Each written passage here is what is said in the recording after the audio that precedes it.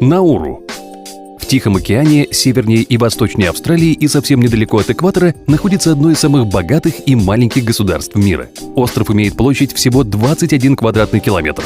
Но вот только богатства этого государства остались в прошлом. Науру еще называют «съеденным островом», потому что его история является примером того, как алчность, глупость и жадность могут разрушить любое процветающее сообщество. Буквально несколько десятилетий назад на острове обнаружились залежи полезных ископаемых. И раз уж нашлось такое богатство, то его нужно было срочно достать из земли. Правительство привлекало к этому процессу как можно большее количество граждан, за что платило вполне неплохие деньги. Народ вскоре привык жить на широкую ногу, и ничего кроме денег людей не волновало. Никто не заботился об образовании и здоровье, всех волновал только высокий доход. Но, как и любая другая сказка, эта счастливая история тоже закончилась. Полезных ископаемых не осталось, и на этом закончились и деньги. Никто, конечно, не ожидал такого исхода.